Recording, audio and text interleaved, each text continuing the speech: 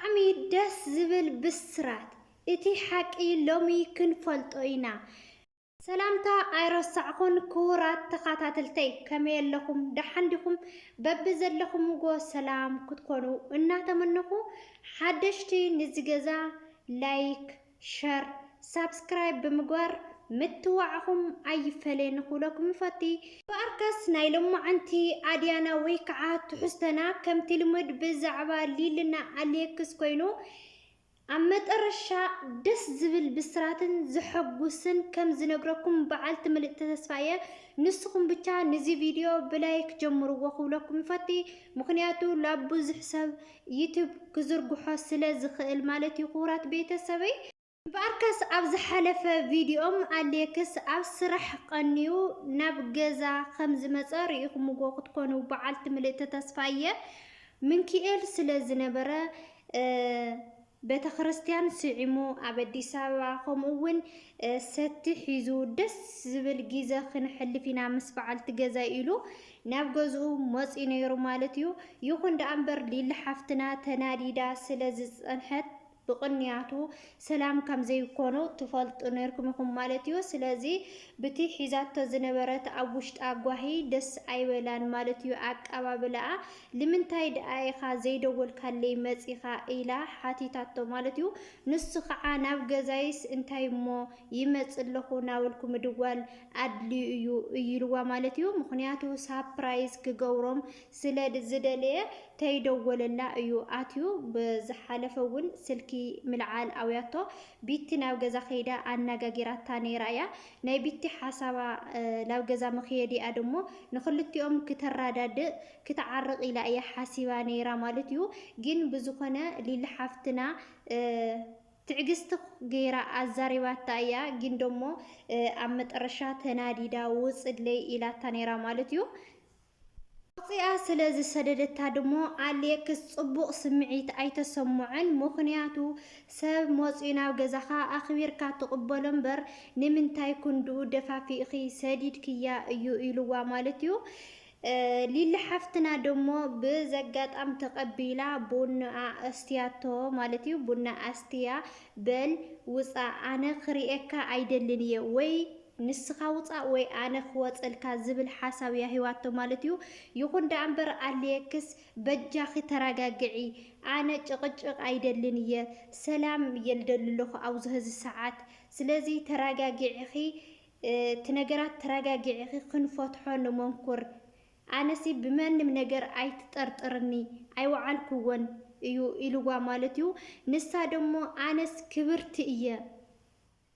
ናተወደልኩ ስቕ ክብል ኣይደልን እየ ምክንያቱ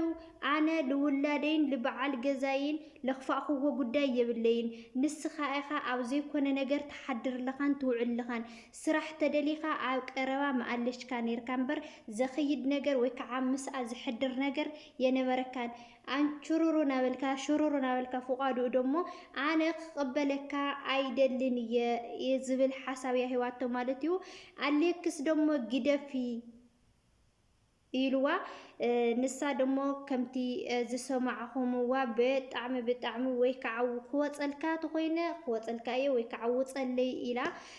ከም ዘባረረቶ ርኢኹምዎ ነርኩም ኢኹም እና እስኪ ላፍቲ ቪድዮ ከብለኩም እሞ ሰናይ ፀንሒት ትቕርኢኛ ክርኢካ አይደለም ሞያ ውፀለይ ወይ ከዓ ንኸወፀልካሽ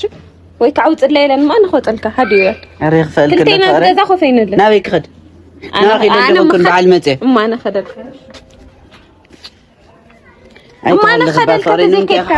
ኣሌክስ ኩሉ ነገር ተረዲኡዎ ብሰላም ነገራት ክፍታሕ እዩ ዝደልሎ ምክንያቱ ተረጋግዒ ናበይ ክነቂልኪ በቃ ይቅርታ ነገራት ኣነ ቀሲልና ኣብ ገዛና ክንፈትሖም እየ ዝደሊ ኣብ ዝሓለፈ እውን ቢቲ ንክልቴና ልክትዓርቕ ኢላ እያ መፅያ ነበረት እምበር ካሊእ ኣይኮነትን እያ እዩ ዝብል ሓሳብ ዝህብ ዘሎ ኣሌክስ ማለት እዩ ሊሊ ደሞ ብከቢድ ጥርጣሬ እያ ጠርጢራቶ ዘላ ኣነ ንምንታይ እየ ዝብደል ታይ ስለ ዝኾንኩ እየ ኣነ ንወደይን ንዓኻን ኢለ ደኣ እየ ዝሕለል ዘለኹ እምበር መና ተበደልኪ ንበር ዝብለና ኣካል የለን ስለዚ ነገራት ክተስተኻኽል ኣለካ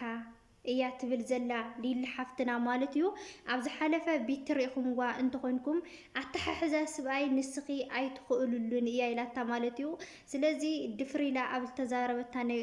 ነገራት ደሞ ሊሊ ሓፍትና ብትዕግስቲ እያ ሰሚዓታ ካባኽሞ እንታይ ይኽምሃር እስትክቐፅል ዝብል ሓሳብ እያ ሂባታ ማለት እዩ ንሳ ደሞ ሂኒልኪ ንስብኣይኪ ምድማፅ ከኣሊ ስለዚ ክፍተት ኣብ ሓዳርኩም ኣይትፍጠሩ ክፍተት ኣብ ሓዳርኩም ክትፈጥሩ ትኽእሉ ዘለኹም ንስኻትም በዓልትኹም ኢኹም እያ ኢላቶም ማለት እዩ ንሳ ደሞ ንስኺ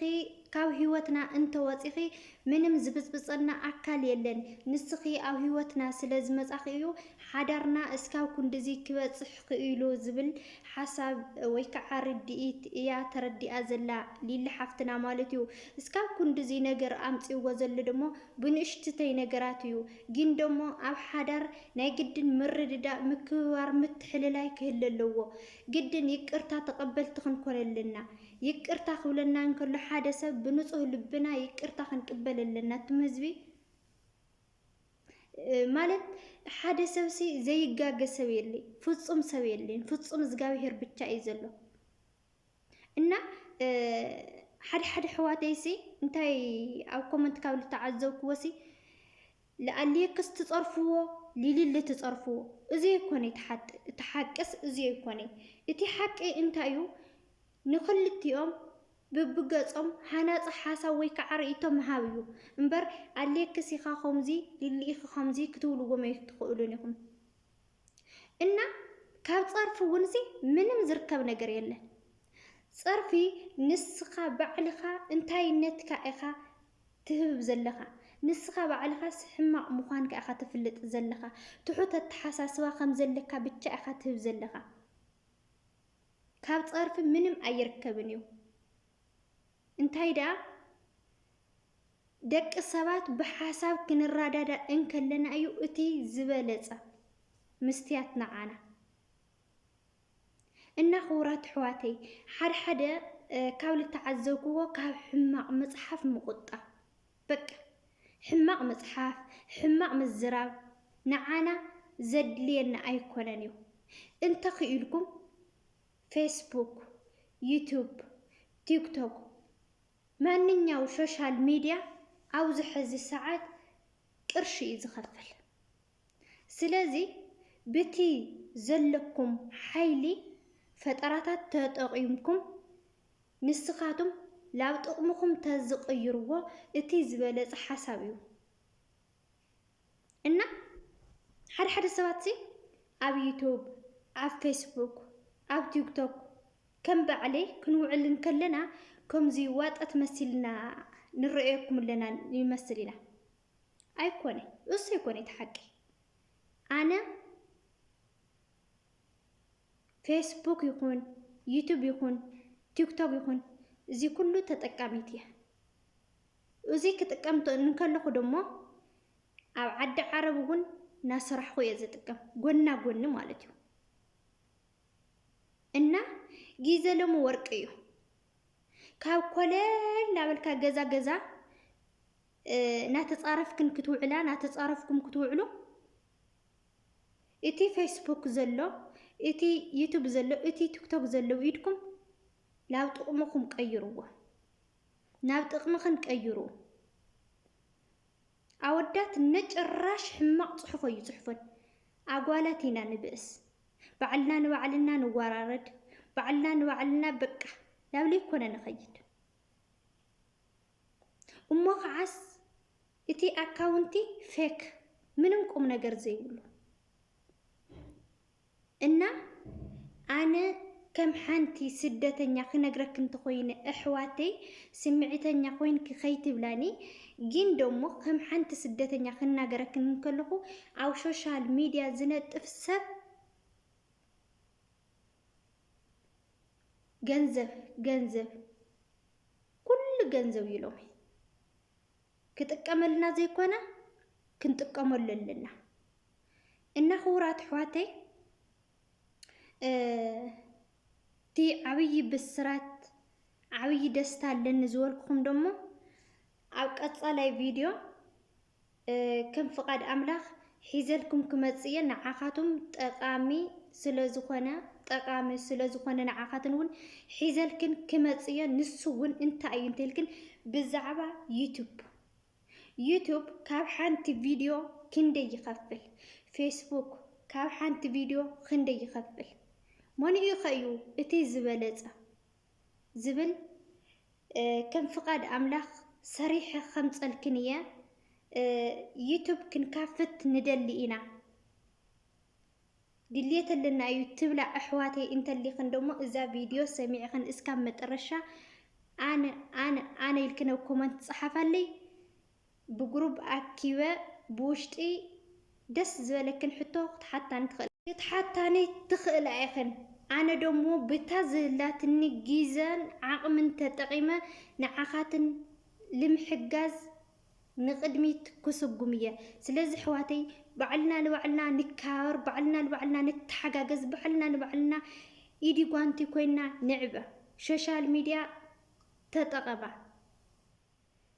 ካብ ላዕሊክስ ብገጹ ሊሊ ብገጻ ናተጻረፍካ ፍቃዱ ገዛ ምዘር ንስኻትን እትያ ሓንቲ ጀዋለዊት ክንዘላ ጌርክን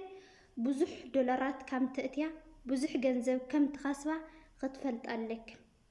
ስለዚ ናይ ልማዓንቲ ዝነበረና ጸንሒት እዚ መስል ነይሩ ብዝቕጽል